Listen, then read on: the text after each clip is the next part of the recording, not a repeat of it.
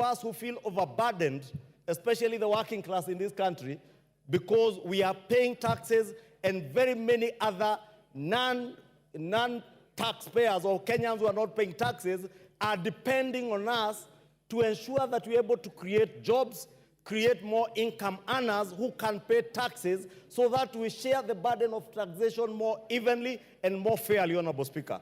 And that is part of the prime objective of this Finance Act of 2024, to ensure that we raise revenue, we protect our manufacturing sector, Honorable Speaker, we create jobs, and more importantly, Honorable Speaker, we deliver services to the people of Kenya, Honorable Speaker. I am glad, as the President said yesterday, Honorable Speaker, that the conversation in this country now has changed. We are no longer debating in this House, Honorable Speaker, these interjections, I find them unnecessary. I think Babu Owino thinks we are outside Central Police Station. Thank you so much, Honorable Speaker. Honorable Speaker, we cannot sit here. What standing order are you on? 91. 91. Honorable Speaker, why is it that it's only my standing orders that you are confirming, Honorable Speaker? The rest you are giving. Babu Owino, everybody has been subjected to the same treatment. What I want to say is very important and urgent, Honorable Speaker. Yes. Yes, what is out of order? Thank you, Honorable Speaker. Honorable Speaker, I've heard the submissions made by Honorable Ichung'wah, and I want to say that at first I thought that they were important and detailed, but I've just realized that the important parts are not detailed and the detailed parts are not important. He's talking about manufacturing. Honorable Speaker, I want to educate Honorable What Ichung'wah. is out of order? This is know, where now I'm coming you are to. pursuing a contrary argument. This is where I'm coming to, Honorable Speaker, on matters economics, because Honorable Ichung'wah is claiming that if we increase taxes for imports,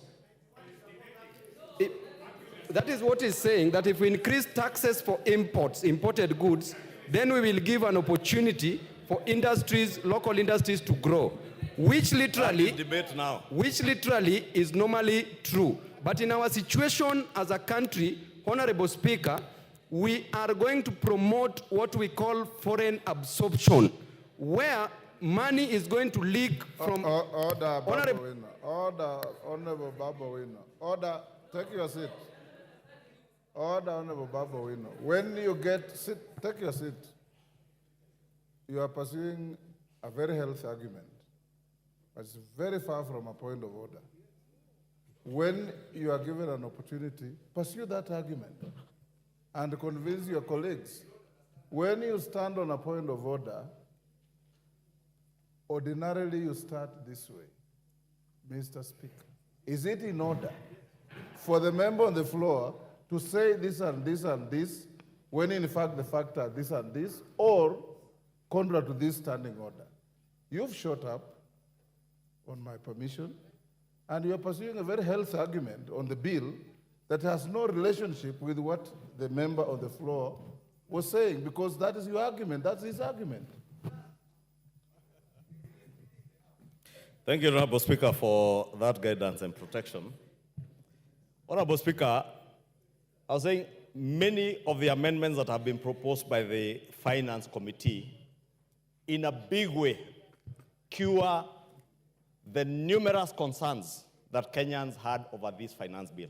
And therefore, that's why I want to plead with this Honorable House, let us do what is right. I know there are those who are tempted to do that which is popular. It is very popular to join street demonstrations, to be seen as a hero rescuing people from police stations when they are arrested out of whatever they are arrested on in the streets. But as a leader, and we are here as leaders, Honorable Speaker, as a leader and as leaders, Honorable Speaker, we must do that what is right. And Honorable Speaker, when this administration came to power about 2 years ago, our fiscal deficit as a percentage of GDP was at 6.7%. We were projected to borrow 1.1 trillion shillings, Honorable Speaker, in the first year of this administration. That today, Honorable Speaker, with the budget that this House adopted 2 or 3 weeks ago, has gone down from 6.7 to 3.4%. That is on account of sound economic policies. It is on account of doing what is right rather than what is popular. Honorable Speaker, I know many of these members have been intimidated around the country, being told, utatupata 2027, or you get us in 2027. I want to give you the highest assurance. What the people of Kenya will judge you against is whether or not you are able to deliver on the promises and the pledges you made to them on delivery of services. It shall not be possible to deliver services, to build roads, to build schools without generating revenue for the country, Honorable Speaker. We cannot be a country that lives on debt, Honorable Speaker. And I'll beg for additional time because of the interjections, Honorable Speaker. Honorable Speaker, 2 years ago, we are not just surviving on borrowed money. Honorable Speaker, we were on the verge of defaulting on our international and national domestic debt obligations, Honorable Speaker. From last year, end of last year, Honorable Speaker, it became clear, not just to us within the country, but to the world at large, that Kenya was never and was not about to default on its debt obligations, Honorable Speaker. That is why, Honorable Speaker, today, unlike 2 years ago when the price of unga was at a high of 260 shillings, today the price of unga is at a low of 100 shillings, courtesy of the right economic policies and not what is populist.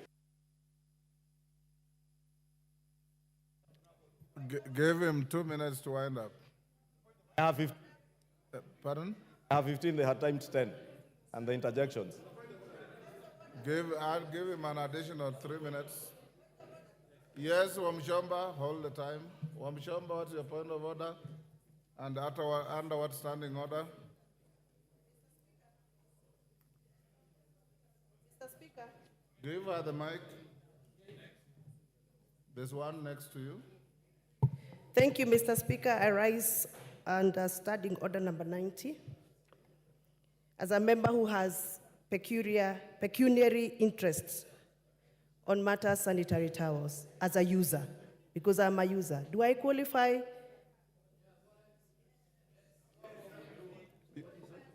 Can you repeat that you are? I am standing on the strength of standing order number 90. Yes. As a member who wishes to speak on this matter of sanitary towels as a user. That's yourself. Yes. You are out of order. Take your seat.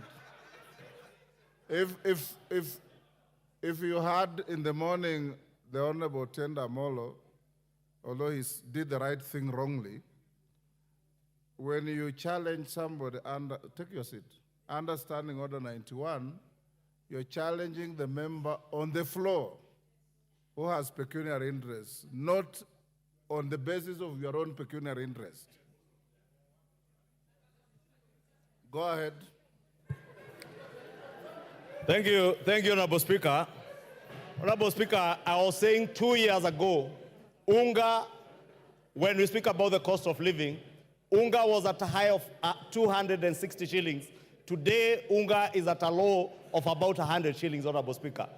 Honorable Speaker, our exchange rate, the Kenya shilling to the dollar, almost a year ago, it was at a high of 162 shillings. Today, it is at a low of 128 and still going down, Honorable Speaker. Courtesy of the right economic policies, courtesy of pursuing what is right rather than what is popular, Honorable Speaker. Honorable Speaker, in the past, we have suffered what was described as state capture, Honorable Speaker. This bill, Honorable Speaker, in a big way addresses the question of state capture. Honorable Speaker, there are companies in this country that have survived largely on what is called tax expenditure and manipulating the system around tax expenditure, Honorable Speaker, especially around the question of VAT refunds. This bill, Honorable Speaker, is addressing the loopholes that bedevil our country through people who are well connected, who use the system to beat the tax system, Honorable Speaker, exploiting tax refunds to make bigger profits for their companies, Honorable Speaker.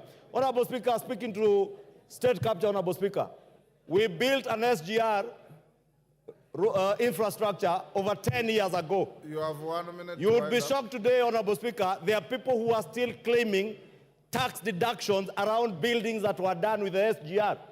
This bill is bringing to an end from the 1st of July those deductions courtesy of the SGR, Honorable Speaker. And therefore, I know there are people who are mobilized because they have been benefiting from the system, Honorable Speaker, hiding behind civil society, funding civil society, Honorable Speaker, and the civil society, Honorable Speaker, mobilizing negative propaganda against this bill. I want to implore our members, do what is right, do what is good for the economy, do what is good for your generation, future generations, Honorable Speaker, what will secure our nation's economy, not that. Your time is up. Nabii Nabwera. Nabii Nabwera.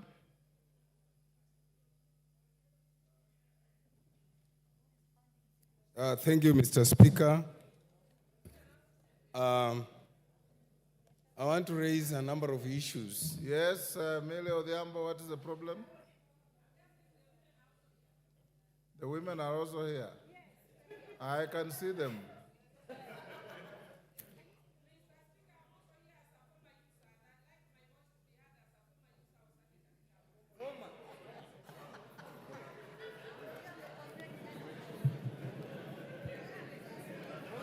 Mr. Speaker, Mr. Speaker. Yes, order, Nabii. Yes, Ichung'wah, what is the point of order? You know, Honorable Speaker, because Honorable Millie was not on record, you may not have heard what she said, but she said she wants to speak as a former user. Honorable Speaker, of sanitary items. What I did not understand whether it was sanitary towels or diapers. Maybe she can clarify whether it was sanitary towels or diapers. Nabii, order. Yes. Yes, Honorable Junet, what is out of order? Hold Nabii's time. Mr. Speaker, you've heard clearly what the majority leader has said.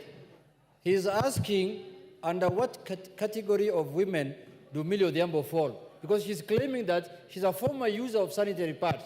And in the finance bill, we are discussing sanitary pads, and we want to reduce the taxes. Is she going to benefit from that? Is she opposing or supporting, Mr. Speaker? Order, Millie. You don't need rocket science to understand what you said. I understood you clearly, and we don't want to engage in debate. Nabii Nabwera, continue. Thank you, Mr. Speaker. Mr. Speaker, today, I've had a lot of time to reflect on whether this country, we want to move it forward, we want to have it stagnant, or we want even to become repugnant. I'm saying this, Mr. Speaker, because any progressive country, any progressive system, we should have started by looking at our 2023-2024 Act, Finance Act, and asked ourselves the question, has it served us well? Number two, we should have asked us, we intended to collect